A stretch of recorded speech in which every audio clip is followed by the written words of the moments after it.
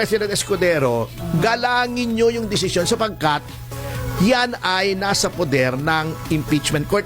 Natatawa nga ako Di ba? Forthwith si Risa. Gusto nyo i-constitute ang impeachment court. Hindi kayo makahintay ng 11. Di ba? Ng June 11. Gusto nyo June 9. 2 araw na lang naman. Kinonstitute. Pinagsumpa kayo.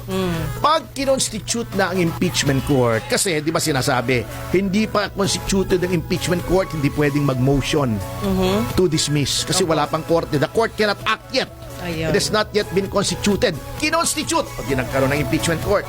When you constitute the impeachment court under the Constitution at nanumpa na yung mga senator judges, functioning na yung court.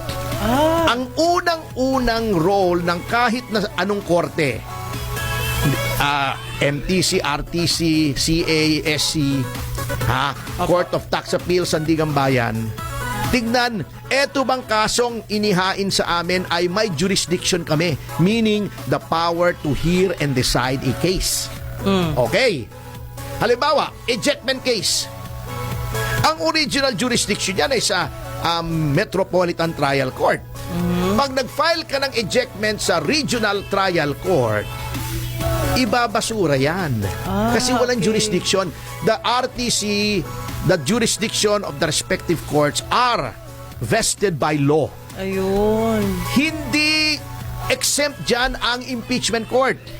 Anong jurisdiction ng impeachment court?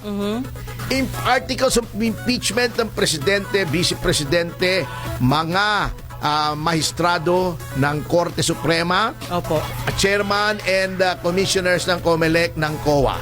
Okay, yan. Yan ang among the public officials subject to impeachment. Isa lang ang jurisdiction ng impeachment court. Impeachment. Kaya nga impeachment court. Okay. Halimbawa, ikaw ay nagsampa ng tax case sa Court of Appeals. Ibabasura yan. Sasabihin sa iyo, doon ka sa Court of Tax Appeals. Ayun. Ngayon, kahit may jurisdiction ng korte, halimbawa, ejectment case. Final mo sa MTC, ejectment yung pagpapaalis sa bahay. Lupahan, etc. O may squatter. Titignan ng court kasi ang complaint ay may requirements under the rules of court. Yan ba ay may verification? Ibig sabihin, sinusumpaan mo ba na lahat ng nasasaad dito ay totoo na naaayon sa ating rules of court? Nanumpa ka ba? Meron bang anti-forum shopping certificate? May mga ganun May pirma ba ng abogado? Yan. Pag wala yan, ire-reject din yan ng korte. Ibabalik sa'yo, uy, kulang. I-dismiss yan. Pwede mong i-file ulit. I-refile. Ayusin mo yung kulang. Napakasimple ng analogy ganon din ang impeachment court. May final articles of impeachment. Tinignan nila, uy, kulang. Nagba-violate yata to ng 1-year rule. Yung 1-year rule ng impeachment. No impeachment can be filed more than once a year. Kung ito ay lumalabag doon sa 1-year rule, hindi pwedeng dinggin ng impeachment court. Wala siyang jurisdiction kasi prohibited yung impeachment na yon.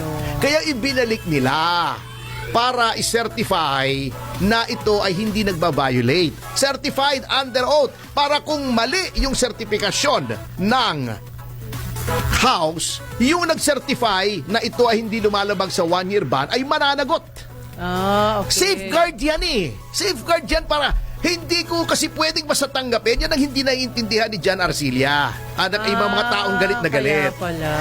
Hindi basta-basta mo i-impeach at lilitisin ang presidente, even the president, ang vice-presidente, ang mga justices ng Supreme Court.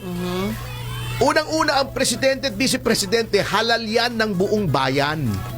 Bakit mo basta-basta tatanggalin? May mga safeguards yan. Pwede mong tanggalin pero sundin mo yung mga safeguards. Procedures.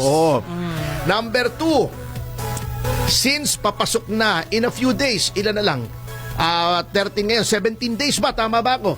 17, 18 days. Yes. O, tapos na ang termino 30 nitong na. mga nakaupo na mga nasa house, lalo na yung ibang prosecutors, baka meron ng expired doon. Apo. Yung iba naman prosecutors, katulad ni dating Senador De Lima, ay hindi pa nakakaupo. O, di ba? Okay, pagpasok ng 20th Congress, kasi nakalagay sa ating saligang batas, pagtawid ng next Congress from 19th to 20th, all proceedings are terminated. All! Including yung impeachment. O, kahit na file na. Ay, Alamin sa bagong Kongreso, sa bagong Kamara, eto ba ay gusto nyong ituloy? Hindi mo pwedeng itanong yan ngayon. Okay. Matatanong mo lang yan pag umupo na yung bagong... Yung susunod. Yung susunod kasi naiba na yung tao. Constitution. Hindi yung Constitution ng Pilipinas. Constitution. Yung bumubuo sa Kamara. Ayun. Tinitingnan lamang ng Senado na hindi sila mukhang kengkoy na nililitis nila, palpak pala. Hindi pala sumunod sa one-year ban. Maghihiring sila, yung next Congress pala, ayaw na. Ayun. Gusto lang nilang masiguro.